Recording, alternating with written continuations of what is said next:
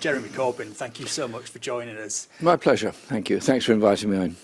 During the 2019 general election, your opponent, Boris Johnson, hid from reporters in a fridge. He dodged an Andrew Neil interview. He thought nothing of his team putting up fake Labour manifestos. He thought nothing of his team posting fact-checking services as if they were on their main Twitter accounts. You must have been the least surprised person in the building when his administration came to be characterised by scandals. I was not surprised in the slightest, and in that election campaign there's a whole lot more still to come out, and I'm writing a book on the subject at the moment, or that and many other things. I'll give you an example on the Andrew Neil question. Before the election started, the broadcasting companies and BBC contacted all parties and said, would you agree to debates, and would you agree to the following set of interviews? And we went into the negotiations with all the other parties, Conservatives, Lib Dems, Green and so on, SNP implied, and we agreed a programme of debates, we agreed a programme of interviews, including Andrew Neil. Now, I am no great fan of Andrew Neil, I think everybody knows that, and he is even less of a fan of me. But, you know, we agreed to do the interview, and I did the interview. Boris Johnson agreed to do it, and then just refused. And Andrew Neil ended up asking me to appeal to Boris Johnson to come and do an interview. What is that about? And then the fridge issue. Boris Johnson was apparently being, in his view, harassed by a group of journalists, so he went and hid in a fridge until they'd all gone away. I mean, I thought it was a little odd. And I don't know how he got out of the fridge, because they don't usually have indoor handles, so presumably somebody let him out later on, otherwise he'd have been a bit frozen. But that was then sort of laughed off by the media, and this is Johnson's behaviour. I'll give you another example, a more egregious one. During the Sheffield debate, I raised the question of the secret talks between the government, his government in the United States, about health market access for the US. And I had evidence of it, I had papers of it, I had proof of it, all of which I displayed, all of which I published, that these talks were going on and that they were about to take over a lot of GP practices. Johnson said it was piffle.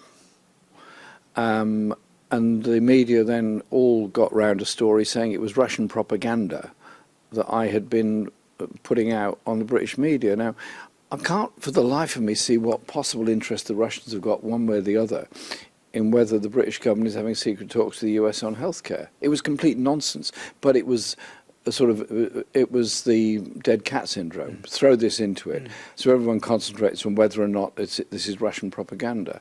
And it was the media's failure to investigate the claims of the Tory party. I was very happy for them to investigate our manifesto and the costs. Everything was costed. Even though Johnson claimed it was uncosted, the media merely repeated all that.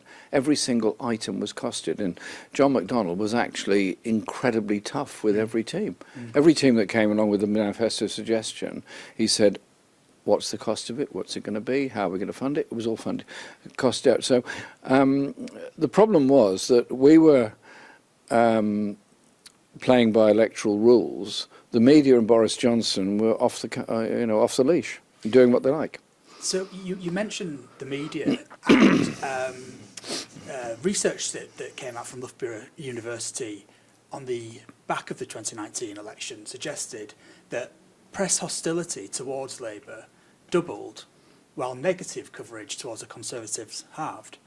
Does that surprise you? Not at all, because it was absolutely my experience. In the 2017 election, there was some negativity towards Theresa May for her refusal to take part in debate. She got quite a lot of stick for that. She wasn't expecting it. initially, our view in 2017 was, if she's not debating, why should we? And then I thought this is ridiculous, and so I then went to the Cambridge debate and took part in it, which I think was the right thing to do. So she got some negativity in that. We got negativity, but by 2019, the negativity towards the Labour Party and to me was off the scale. And the way in which Boris Johnson was sort of treated as a likeable rogue or a household clown or something by the media was unbelievable. I had a sort of very strange chat with Arthur Scargill recently. We were at an event, a memorial event in South Wales, and he said to me, "You've beaten me." I said, "How's that, Arthur?"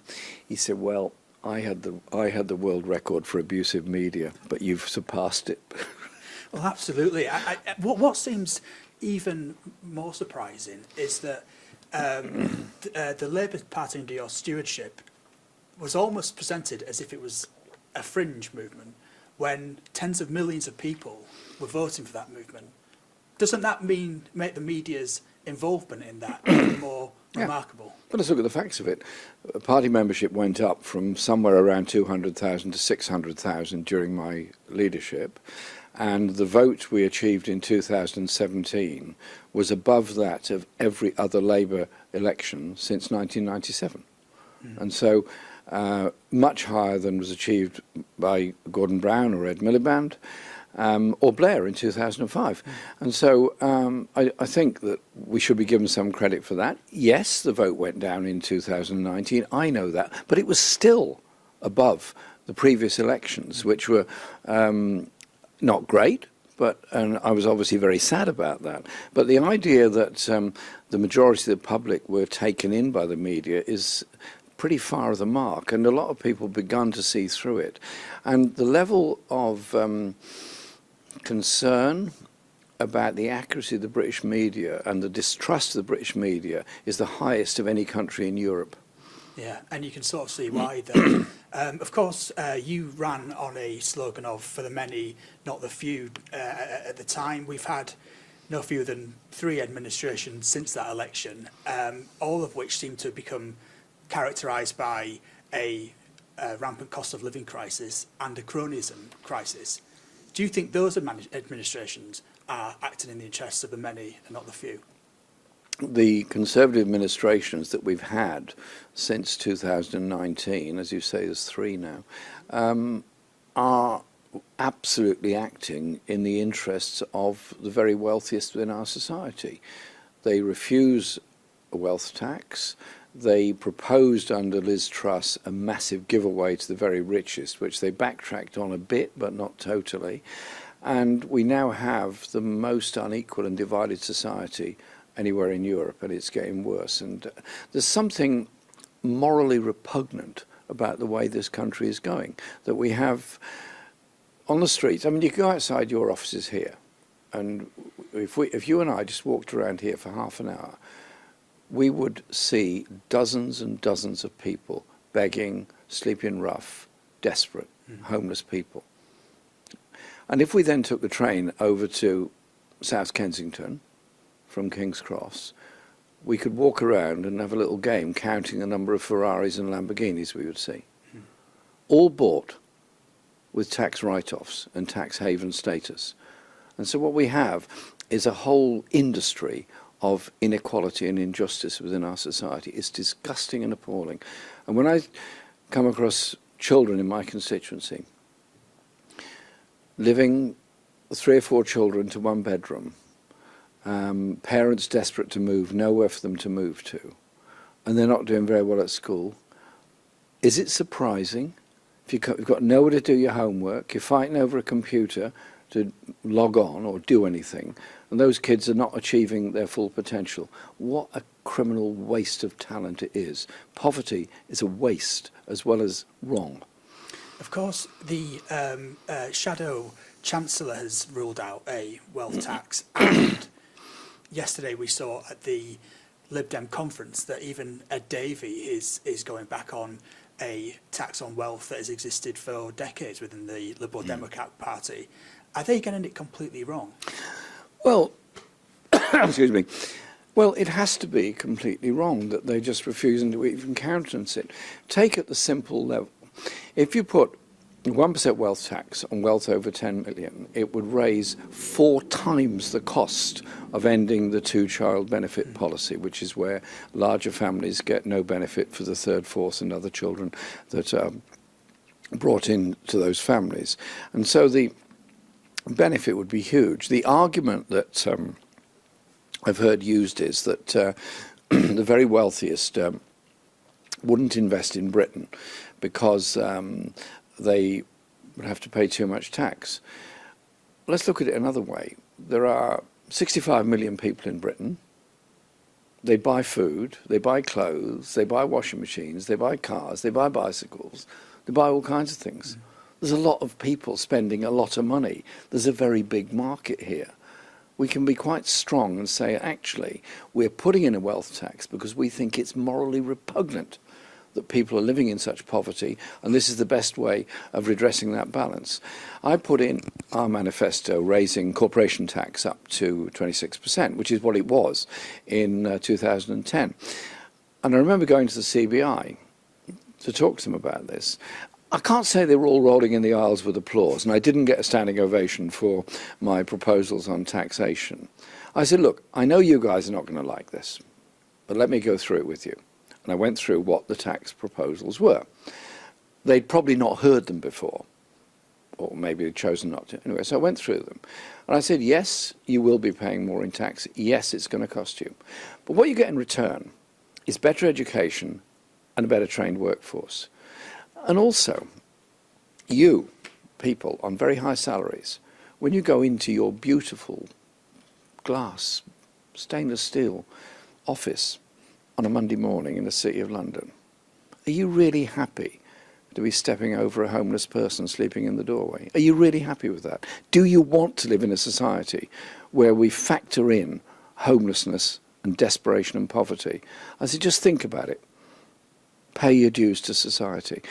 They didn't all rise in a standing ovation, but someone went very quiet. Yeah, well, equally, what they did get was anecdotes about Peppa Pig World.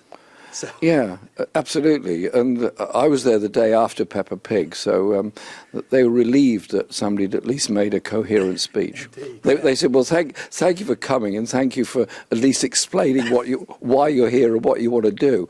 I didn't mention Peppa Pig. To be quite honest, I had hardly heard of Peppa Pig until that point, but I asked my niece's children about Peppa Pig, so I got educated. One of the things that surprises me is that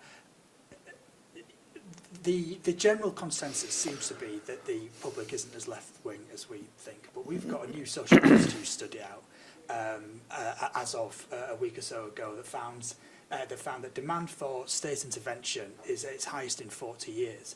Do you think the British public is more left-wing than the media and indeed our parliaments led on? I think there's sometimes a lack of confidence of people who hold what the media would term left-wing views, a lack of confidence to express them. And so they're asked whether they support the Labour Manifesto 2019, which was portrayed as being ultra-left, blah, blah, blah, blah, blah. We know all that. And so they would say, oh, it's gone too far, it's too left-wing. Then, when questioned on each policy, such as public ownership of water, rail, buses, energy, Royal Mail, and a National Investment Bank, they say, yeah, good idea. And it's very interesting that when Margaret Thatcher became Prime Minister in '79, and she went on this whole programme of, first of all, deindustrialising the country and then privatising, more or less at the same time, and they sold off all the big public corporations, water and so forth, all well below market value. And so there was a huge profits being made as a result of it and the sale of the assets. And here we are now, 30 years later, with the most profitable water companies anywhere, the worst water quality anywhere, and increasing levels of pollution. And then the all the parties are now saying, no, we can't bring water back into public ownership. It would be too expensive, and so we're going to regulate it. Well, 30 years of regulation have been a total failure. Look at the rivers, look at the sea. And I hope our neighbours, Ireland, France and Netherlands, Belgium, all start complaining about the level of sewage flowing into these seas around this country from Britain. Yeah. It's just wrong what's going on. It's interesting. I read an article, it was an interview with Gary Lineker this weekend, and he would say, I mean, he's housed refugees, he definitely would support the less well off being looked after. He would definitely be in favour of state intervention in the rails and the water. But asked if he is left-wing, he said, no, I'm not left-wing, I'm centrist, and he may be, but he's got... Well, a lot of people are socialists without realising it. Yeah. And so I don't go up to somebody and say, you're a socialist, come on, tell me, give me the answer. Yeah. Because they probably haven't really thought out what being a socialist seems. At a simplistic level, it is that you... from each according to their means to each according to their needs. So you, if you've got a lot of wealth, then you share it with others who haven't got it. What's wrong with that? It seems quite sensible to me. In fact, it's in the Bible. It is, it's there. So I think people don't sort of do that. But then you ask them, what do you think about the National Health Service and the principle of healthcare free at the point of need? It was incredibly controversial with the right in the 1940s. They said it will take the moral fibre out of society. The Beveridge report, and Beveridge was a liberal, was attacked on the basis it would reduce the moral fibre of the nation because everybody would know that it doesn't matter whether they work hard or not, the state is always going to look after them. That's what security is about, being looked after. So I think many people lack confidence to express their political views because they feel they're in a minority. They feel cowed by this avalanche of media coverage day in, day out, which alleges inefficiency in local government, inefficiency in the National Health Service, and says the private sector solves everything. Well, it doesn't. Markets don't solve everything. Of course, we're getting to that time of year where you'll have a lot of people worried about even the simplest things like heating their home over the winter.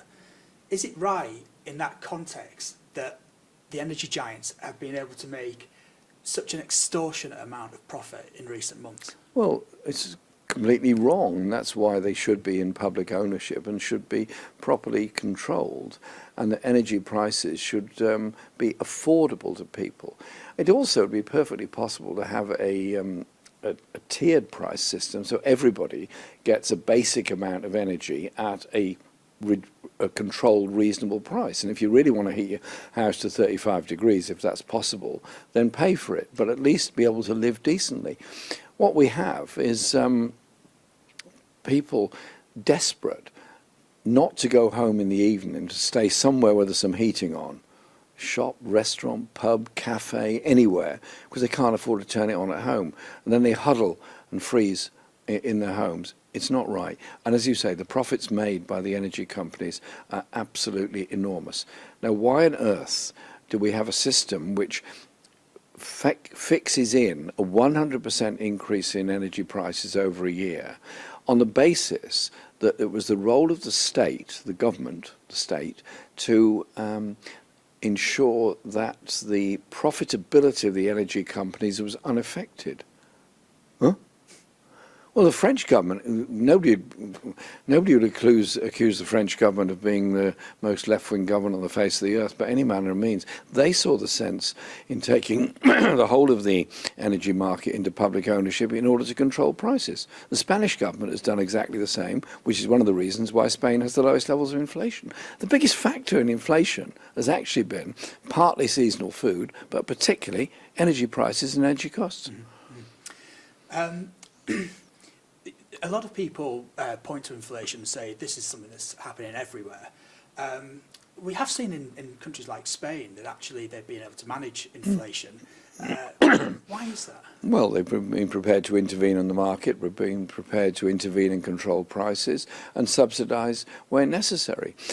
The last time Britain had a really high rate of inflation was the 1970s. Mid-1970s, inflation was running at 26%, which is almost at takeoff point to hyperinflation. So it was a serious situation. The Labour government of the day decided instead to control prices on basic items, and it did, controlled prices on a lot of food and so on, and where necessary subsidised companies to keep the prices low, and that meant that within 4 years inflation had come down to about 6% and continued to fall after that. So if you just assume the market will settle everything, then inflation can take off at various times. And this government then calmly blamed inflation when it was up to about beyond 12% for a short time, blamed it on pay levels and pay rises. There's been no pay rises for most people for 10 years. The average working class family's income has fallen by 20% in the past 12 years. And so the idea that somehow or other inflation is wage-driven, no, it's greed-driven by profitability. I agree. And finally, I really want to get you away so you can support Julian Assange. But a question that's on everyone's lips is, what is the future for Jeremy Corbyn? What does it hold? I hope a long one. I'm young and healthy. Where next? Well, I am busy being the MP for Islington North. I'm very busy with campaigning work in lots of ways. I'm busy trying to defend the principle of human rights law, and I'm a member of the Parliamentary Assembly of the Council of Europe, and I do a lot of work there on human rights issues and supporting the rights of refugees to seek asylum and not be so demonised by our society. And so that and my work in the Peace and Justice Project, we're holding a big international conference on the 12th of November, and campaigning with people all over the country for decent homes, decent jobs, decent pay, and proper public services.